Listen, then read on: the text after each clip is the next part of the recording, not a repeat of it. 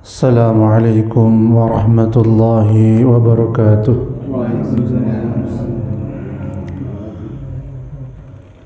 إن الحمد لله نحمده ونستعينه ونستغفره ونعوذ بالله من شرور أنفسنا ومن سيئات أعمالنا. أشهد أن لا إله إلا الله وحده لا شريك له وأشهد أن محمدا عبده ورسوله. أما بعد، رب اشرح لي صدري ويسر لي أمري واحلل عقدة من لساني يفقهوا قولي. أعوذ بكلمات الله التامة من كل شيطان وهامة ومن كل عين لامة. Alhamdulillah, bapak-bapak sekalian yang dirahmati Allah, bersyukur kita kepada Allah Subhanahu wa ta'ala atas segala nikmat yang diberikan kepada kita sekalian. Nikmat iman, nikmat Islam, nikmat kita masih bisa istiqamah dalam rangka majelis ilmu, majelis zikir, dan semoga amal ibadah kita diterima oleh Allah Subhanahu wa ta'ala. Dan kita doakan semoga saudara kita yang berangkat safar dalam perjuangan membela agama Islam, bersatu menyatukan hati membela agama Islam, semoga Allah berikan keselamatan dunia dan akhirat. Amin ya rabbal alamin. Karena pada hakikatnya kita ini adalah hamba Allah Subhanahu wa ta'ala. Tujuan diciptakan adalah untuk beribadah kepada Allah Subhanahu wa ta'ala. Wa ma khalaqtul jinna wal insa illa liya'budun. Tidaklah Allah ciptakan jin dan manusia ini kecuali untuk beribadah kepada Allah Subhanahu wa ta'ala. Ibadah terkadang memang tidak berjalan mulus. Ibadah kadang memang ada hambatan, ujian dan cobaan. Tadi yang berangkat 15 ya, katanya sampean, yang bisa ternyata dari rencana yang bisa berangkat positif 8 orang ya, seperti itu. Itulah rencana manusia ya. Manusia boleh berencana, Allah Subhanahu wa ta'ala yang menentukan siapa yang berhak menuju jalan Allah Subhanahu wa ta'ala. Oleh karena itu di dalam perjuangan kita berdoa kepada Allah agar dijauhkan dari sifat sombong. Sombong ini pakaiannya siapa? Allah Subhanahu wa ta'ala. Kalau manusia memakai pakaian sombong, Allah tidak suka. Bahkan tidak dimasukkannya ke dalam surganya Allah Subhanahu wa ta'ala. Na'udzubillah min dzalik. Lah terus apa bahaya sikap sombong bagi seorang muslim, bahkan manusia pada umumnya? Yang jelas, yang pertama dibenci Allah Subhanahu wa ta'ala. Sifat sombong itu dibenci oleh Allah Subhanahu wa ta'ala ya. Siapapun dia tidak berhak memakai pakaian sombong, karena itu adalah pakaiannya Allah Subhanahu wa ta'ala. Walaupun dia seorang pejabat, walaupun dia seorang presiden, seorang gubernur, seorang bupati, seorang yang disebut orang alim, seorang yang sudah mungkin ke Mekah sampai 50 kali misalnya. Ada di sini? Ada, belum. Ya. Siapapun dia, walaupun hajinya sampai 5 kali dan lain sebagainya, tidak boleh ada kesombongan di situ. Karena ibadah kepada Allah itu bukan untuk buat kesombongan. Ibadah kepada Allah itu supaya hati kita semakin tunduk, semakin takut kepada Allah Subhanahu wa ta'ala. Betul apa enggak? Para ulama terdahulu semakin mereka beribadah, semakin malamnya penuh dengan tangisan karena takut kepada Allah, itu membuat mereka semakin merendah di hadapan Allah Subhanahu wa taala dan tidak menyombongkan diri di hadapan manusia. Karena apa tadi? Dibenci oleh Allah Subhanahu wa taala. Kemudian yang selanjutnya dalam Al-Quran disampaikan, wala tusair khaddaka linnasi wala tamshi fil ardi maraha innallaha la yuhibbu kulla mukhtalin fakhur. Dan janganlah kamu memalingkan mukamu dari manusia karena sombong. Ya. Dan janganlah kamu berjalan di muka bumi dengan angkuh. Memalingkan muka karena sombong, bisa jadi kita punya teman SD, SMP atau SMA. Salah satu dari teman kita sudah jadi pejabat. Ketemu kita kayak tidak kenal. Ada yang seperti itu, Pak? Ada. Ya. Apalagi ada yang sudah menjadi komandan hansip, ya. Petatang petenteng, ya, ke temannya tidak mau nyapa misalnya begitu. Itu khawatir masuk dalam kategori sombong, memalingkan muka, melengos. Ya. Karena yang diajarkan Islam ketika bertemu saudaranya siapapun itu memberikan salam, assalamualaikum. Siapapun dia, entah pejabat atau penjahat atau anak-anak ataupun siapapun, itu yang dilakukan Rasulullah sallallahu alaihi wasallam. Dan janganlah kamu berjalan di muka bumi dengan angkuh. Keangkuhan itu bisa dimiliki oleh siapapun. Orang yang naik kendaraan mewah bisa jadi angkuh. Tapi orang yang naik kendaraan biasa bisa jadi tambah angkuh. Ya, bisa jadi.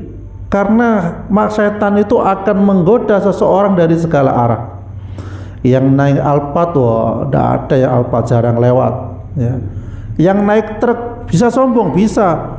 Ayo Alphard tabrakan sama truk, kalah Alphard, nah, kan bisa jadi sombong. Iya ndak? Oh, ini truk tahun 80 kuat ini, Alphard apa itu, krepek balik, kerupuk. Bisa jadi sombong. Sombong itu bisa ke siapa saja, ya. Atau yang naik sepeda ontel, ya, saya kemana-mana enak ini sepeda ini, ya, bisa ibadah tenang. Itu yang naik mobil belum tentu mau sholat dia, itu. Daripada hati kita ngerasa ini dengan cara yang jelek, mendingan mendoakan dengan kebaikan. Ya Allah, semoga yang punya Alphard ini bisa ibadahnya lancar, istiqomah, berjuang di jalanmu, enak sudah. Akibat dari doa jenengan, suatu saat jenengan dibonceng Alphard pergi ijtimak misalnya, masya Allah, kan enak juga ya. Jadi begitu. Sombong itu bisa menghantui, menghampiri siapa saja, ya. Jadi seperti itu. Kemudian selanjutnya adalah sesungguhnya Allah tidak menyukai orang-orang yang sombong lagi membanggakan diri. Membanggakan diri itu bisa jadi karena kekayaan, harta, jabatan, atau keturunan. Saya ini keturunannya wali, ya, misalnya. Ya, saya ini keturunannya seorang yang sakti. Saya ini keturunannya macam-macam sudah. Ya, panjenengan tahu, saya tadi dari Jember mendengarkan ceramah. Ya. Seorang ustadz. Ya, biasa kita muter ceramah ya. Jadi HP ini buat ceramah, bukan buat gaya-gayaan. Satunya habis, satunya ya. Jadi apa namanya? Saya dengarkan sebuah ceramah. Kenapa Abu Thalib itu pamanannya Nabi? Ya, beliau berjuang bersama Nabi apa enggak? Bersama Nabi. Ketika Nabi dihina, difitnah, Abu Thalib itu marah. Ya, Abu Thalib itu marah, bela ini ponakannya itu. Ya, tetapi kenapa tidak masuk Islam? Kemudian ada seorang juga namanya Salman. Ini usianya mirip dengan Abu Thalib, tapi kenapa kok dia masuk Islam? Ternyata para ulama menelusuri. Kenapa ya orang tidak sulit menerima hidayah itu karena apa?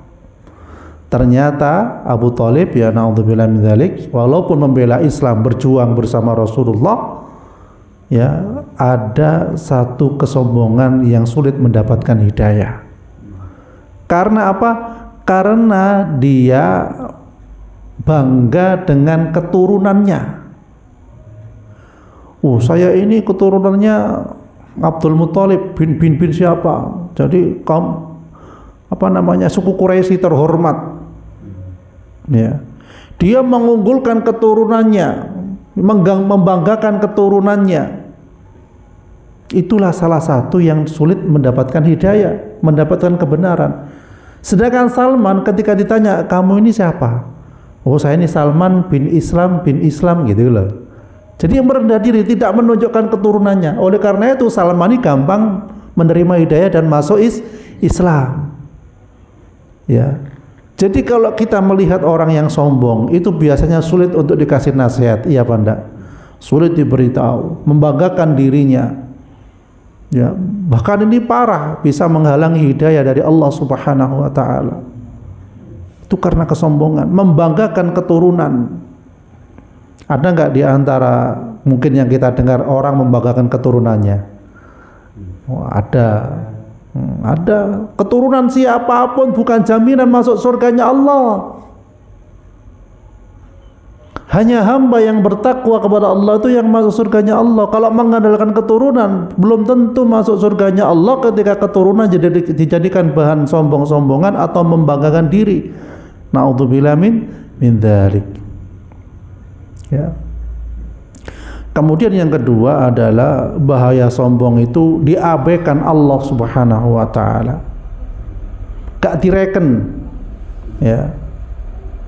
Walaupun dia punya harta benda berapapun dia, kalau dia sombong diabaikan oleh Allah Subhanahu wa taala. Yang merasa dirinya lebih hebat, lebih berkasa, lebih kuat, gak direken sama Allah. Hal ini sebagaimana yang dijelaskan dalam hadis Rasulullah sallallahu alaihi wasallam. Ada 3 golongan yang tidak akan diajak bicara oleh Allah, tidak disucikan oleh Allah, tidak disucikan olehnya, dan baginya azab yang pedih, yaitu orang yang sudah tua berzina. Naudzubillah min dzalik. Kemudian penguasa pendusta dan orang miskin yang sombong. Ini 3 golongan yang tidak akan diajak bicara oleh Allah. Tadi siapa? Yaitu orang sudah tua tapi berzina. Artinya nggak segera bertobat padahal sudah dekat ajalnya. Yang kedua adalah penguasa pendusta. Ya, ada nggak penguasa pendusta?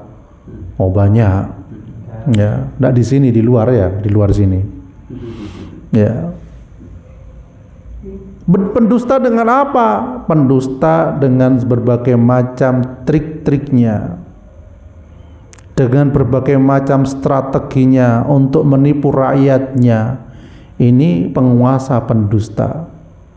Bahkan semoga Allah berikan lindungan pada saudara kita di Sudan ya, yang dibantai oleh, kalau di sini PKI ya, itu dalam jangka waktu yang cepat 15.000 syahid. Disuruh gali sendiri tanah, dia dimasukkan, dikubur di situ, dikubur hidup-hidup atau mungkin ditembaki, kita nggak tahu. Ya, jadi seperti itu. Jadi ini kaum munafik, pendusta. Bahkan yang biayai bisa jadi sesama muslim yang mungkin munafik di situ dia.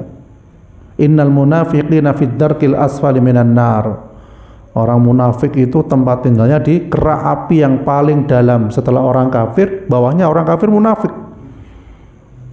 Dan kondisi di neraka itu gelap apa terang? Semakin ke dalam semakin gelap, sempit. Panjenengan dijeding saja wis, mati lampu. Enak apa enggak? Enggak enak. 1 hari aja dijeding mati lampu. Tidak tahan, tidak kuat. Apalagi di neraka yang tidak ada air, adanya air timah panas, minumannya nanah, darah, dan lain sebagainya, mengerikan. Ya, itu adalah gambaran siksaan bagi mereka yang sombong, yang pendusta, dan lain sebagainya, yang berbuat maksiat kepada Allah Subhanahu wa taala. Na'udzubillah min dzalik. Ya, orang miskin yang sombong, ada enggak orang miskin yang sombong? Ada. Ya. Ada. Kadang dia dengan kemiskinannya meremehkan orang lain, itu termasuk sombong. Menghina orang lain, bahkan mungkin dia, nah kalau zaman sekarang ya ketika makan enak dia upload ya, padahal dia masih ngutang, katakanlah begitu. Itu miskin yang sombong, ya pada pakai mobil mewah padahal kreditan. Ya, padahal dia miskin tapi sombong. Orang miskin itu bukan berarti orang yang hanya naik sepeda ondel. Orang miskin itu adalah orang yang kelihatan kaya tapi banyak utangnya. Itu miskin. Sepeda motor kreditan, rumah kreditan, mobil kreditan. Ada nggak seperti itu? Sering saya temukan. Ya, itu berarti miskin. Lebih kaya jenengan. Tidak ada utangnya kan di sini? Tidak ada yang punya utang kan? Makan tiap hari alhamdulillah bisa. Utangku tidak banyak, paling 1 juta ya. Jadi seperti itu. Itu namanya orang miskin yang sombong, ya. Masya Allah. Na'udzubillah min dzalik. Kemudian yang selanjutnya adalah yang ketiga, orang yang sombong bahayanya itu menjadi makhluk yang hina. Ya. Menjadi makhluk yang hina. Di dalam Al-Quran disampaikan orang-orang yang bersikap sombong di muka bumi tanpa alasan yang benar, mereka akan aku palingkan dari kebenaran, sehingga mereka tidak dapat memahami bukti-bukti kekuasaanku. Jadi orang yang sombong itu sulit menerima ilmu. Ya, sulit memahami ibadah yang benar. Bahkan na'udzubillah min dzalik, sulit untuk berangkat ke majelis ilmu. Itu khawatir. Siapa yang ngisi? Paling begini cumaan, ya seperti itu. Kadang ilmu itu tidak merasuk bukan karena penceramahnya. Kadang ilmu itu tidak masuk karena hatinya masih ada sifat sombong. Hati yang luluh, rendah hati, itu gampang menerima ilmu. Ya, walaupun yang bicara nggak bagus, nggak banyak lucunya. Karena ketika banyak lucunya habis pengajian pulangnya apa yang disampaikan nggak ada, ya coba agak melolong. Ya lucu gitu aja, selesai. Ya, tapi kadang begini yang banyak di masyarakat yang diminati lucu-lucunya, ya. Ya, padahal banyak tertawa itu mematikan hati. Ya. Kalau zaman Rasulullah itu ketika majelis banyak yang menangis. Kalau sekarang banyak yang ketawa. Lah itu kebalik ya, kebalik.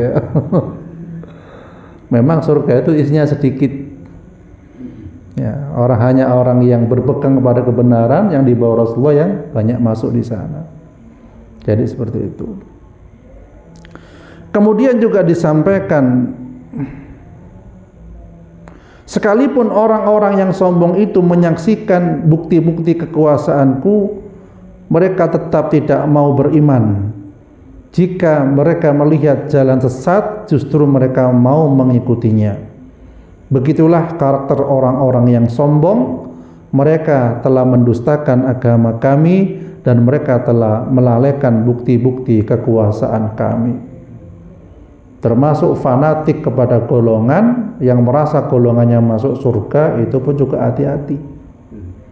Karena kita menerima ilmu ini dari siapapun selama berpegang teguh pada Al-Quran dan Sunnah, kita ikuti. Ya.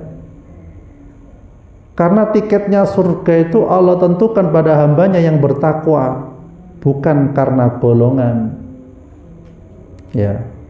Jadi seperti itu. Kadang kita melihat kebenaran dari orang lain yang mungkin kita tidak kenal atau mungkin di luar kita. Ya, kadang manusia itu tidak gentleman, tidak fair katakanlah. Kalau yang keluar dari duburnya ayam, kalau kotoran dibuang apa enggak? Dibuang. Kalau telur diambil. Padahal ayam.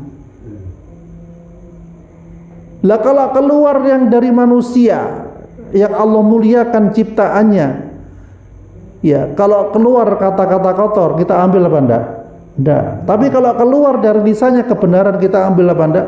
Kita ambil. Lebih mulia mana antara manusia dan ayam?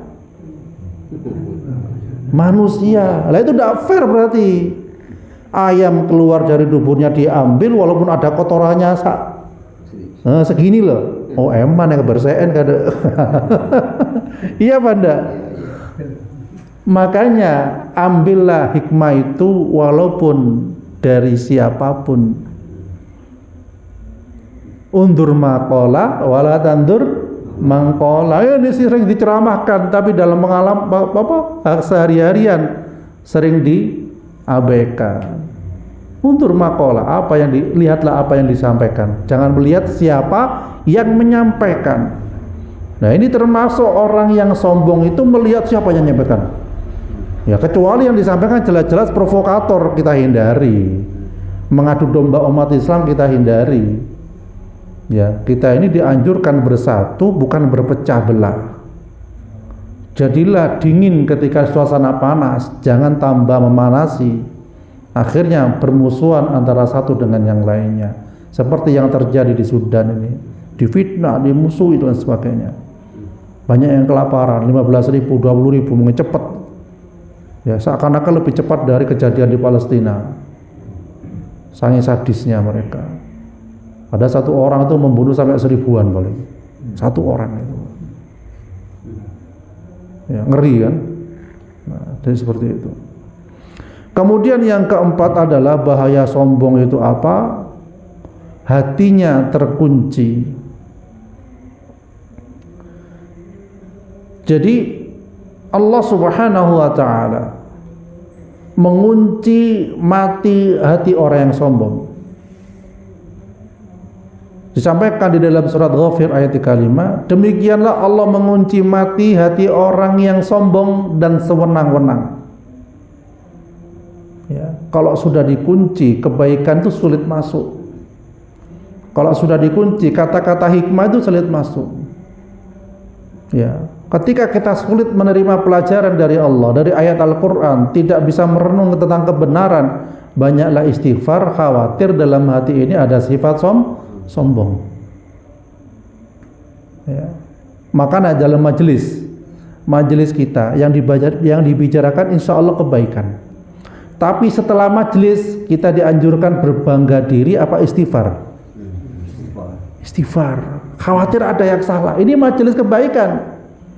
Dengan doa subhanakallahumma bihamdik asyhadu an la ilaha illa anta astaghfiruka wa atubu ilaik. Maha suci Engkau dan segala puji bagimu. Ya. Asyhadu an la ilaha illa anta, kami bersaksi tiada ilah selain Engkau. Astaghfiruka wa atubu ilaik, ampunilah kami dan kami bertobat kepadamu. Ya, jadi kata-kata ini menunjukkan rendah hati walaupun kebaikan yang kita lakukan, pengajian yang kita lakukan, majelis ilmu yang kita lakukan, berakhir majelis ilmu itu bukan menambah sombong karena tambahnya ilmu, tetapi tambah menunduk istighfar, mohon ampun kepada Allah Subhanahu wa taala. Ya. Apalagi yang dibicarakan selain ilmu, berarti kita juga harus banyak istighfar, mohon ampun kepada Allah. Bahkan dalam memenangkan perjuangan, peperangan ataupun apapun itu zaman Rasulullah, bukan berbangga diri tapi banyak istighfar, astagfirullah. Khawatir kemenangan yang mereka raih itu dari upaya daya mereka sendiri. Kalau bukan saya tidak akan menang peperangan ini. Dan ternyata yang mengucapkan seperti ini karena ternyata orang munafik. Ya, jadi seperti itu. Ya, panjenengan kan pernah tahu kisahnya Nabi Sulaiman. Siapa yang cepat bisa membawa istananya Ratu Balqis ke sini? Ya kan? Yang pertama siapa yang menawarkan? Jin Ifrit ya. Jin Ifrit menawarkan ya panjenengan berdiri dari duduk sudah nyampe. Ya kan? Satunya lagi ada orang berilmu itu nyampaikan kedipan matanya panjenengan nanti akan sampai. Ya sudah, akhirnya kedipan mata Nabi Sulaiman berkedip, istana Ratu Balqis sudah nyampe ke beliau. Terus ketika sudah nyampe, apakah Nabi Sulaiman itu sombong? Karena sampai sekarang belum pernah terjadi seperti itu. Apakah Nabi Sulaiman ini membanggakan diri, oh saya bisa mendatangkan kerajaan Ratu Balqis dengan cepat? Beliau tidak sombong tapi mengatakan apa? Ya Allah, semua ini darimu. Ya. Bukan kekuatanku, kata Nabi. Bukan karena ilmuku. Bukan karena mukjizat yang kau beri, bukan karena mungkin mantra-mantra dariku, enggak, tapi dia hadza min fadli rabbi liyabluwani aashkuru am akfur. Ini dari sisi Tuhanku untuk mencoba diriku, menguji diriku. Aku termasuk hamba yang bersyukur atau hamba yang kufur. Nah, jadi begini Nabi Sulaiman ini, bahkan kerajaan beliau ini tidak ada yang memiliki setelah kenabian selanjutnya. Apa doanya? Rabbil firli wa habli mulkan la yanbaghi li ahadin min ba'di innaka antal wahhab. Ketika beliau minta kepada Allah, minta ampun dulu. Rabbil firli, ya Allah ampunilah aku. Wahabli, dan berilah aku dan berilah aku singgasana yang dimana singgasana itu tidak dimiliki oleh orang setelahku. Jadi nggak ada yang memiliki kerajaan yang megah, yang kaya raya melebihi Nabi Sulaiman sampai saat ini. Ya, karena itu permintaan Nabi Sulaiman.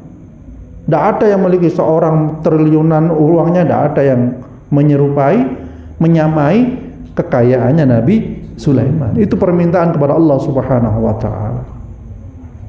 Ya. Jadi orang kaya pertama umat Islam siapa? Nabi Sulaiman. Ya. Tapi dengan kekayaannya beliau semakin tunduk pada Allah, tidak menyombongkan diri pada Allah Subhanahu wa taala. Lah kok ada manusia yang kekayaannya nggak sampai kayak Nabi Sulaiman, sombongnya minta ampun. Naudzubillah min dzalik. Ya. Jadi seperti itu. Jadi Bapak sekalian dirahmati Allah Subhanahu wa taala, kita berharap bahwasanya dengan kita menuntut ilmu, beribadah kepada Allah, kita semakin tunduk pada Allah Subhanahu wa taala. Jadi seperti itu. Ya. Terus bagaimana cara mencegah sifat sombong itu? Ya, ini gambaran singkat aja sudah hampir 30 menit ya. Khawatir bosan dan nggak terlalu lama nanti ya. Yang pertama, selalu mengingat bahwa semua yang terjadi kehendak Allah. Tuh. Panjenengan bisa kuat, bisa manjat kelapa atau bisa nyangkul di sawah, itu kehendak Allah, kekuatan dari Allah. Nah, itu. Kemudian yang kedua, selalu ingat bahwa yang kita punya itu hanya titipan. Panjenengan punya tetangga yang kekayaannya bergilir, ya Banda. Dulu kaya, terus habis, bahkan punya utang. Naudzubillah min dzalik. Ada seperti itu? Ada. Itu sebenarnya bukan peringatan untuk dia saja, peringatan untuk kita. Jangan sombong, kamu khawatir kelak kayak itu, gitu loh. Ya apa enggak?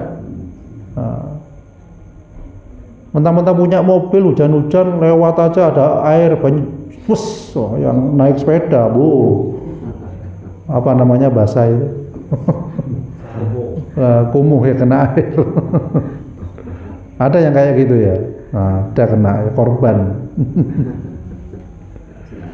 Sengaja, tidak sengaja ya.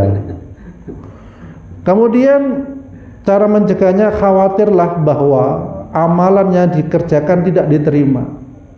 Orang ke masjid bisa sombong apa enggak? Bisa.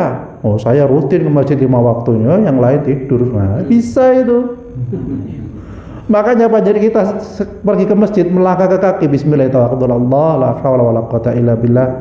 Ya Allah, istighfar, astagfirullah. Khawatir sombong. Saya belum azan sudah di masjid, yang lain tidur. Itu setan kayak gitu tuh. Makanya khawatir enggak diterima, jangan sombong. Ya, kemudian banyak mensyukuri nikmat Allah. Insya Allah nggak akan sombong. Alhamdulillah ya Allah, Engkau berikan kesehatan. Alhamdulillah ya Allah, Engkau berikan rezeki. Ya, Alhamdulillah ya Allah masih bisa makan. Ya, karena panjenengan lihat ada orang di TV itu, ya, di Facebook atau di media, ada yang matanya rusak, kena kanker, ada yang stroke, ya kan? Ada yang kakinya buntung tapi dia bekerja, berjalan. Kalau panjenengan melihat itu, kita melihat itu, ya apa rasanya? Bersyukur enggak? Alhamdulillah diberi kaki 2, tangan 2, mata 2. Coba kalau satu-satu, matanya 1, telinganya 1, kakinya 1. Enak enggak? Enggak enak. Kalau kita mau mensyukuri nikmat Allah itu tidak ada batasnya. Ya, ngitung nikmat Allah itu tidak bisa terhitung sudah, karena saking banyaknya. Makanya hamba yang bersyukur ini hamba yang tenang, hamba yang hatinya damai. Ya, sebaliknya hamba yang tidak bersyukur akan selalu kurang. Makan nasi sama tempe sama sambal. Kalau hamba yang tidak bersyukur, sedih, ya Allah coba tempe, ngomong coba tempe. Ya, nggak tahu nanti yang keluar apa ini. Ya seperti itu, karena nggak bersyukur. Tapi ke hamba yang bersyukur, nasi tok walaupun sama puja ya nyaman. Napa malah puja tambah sate, Bu?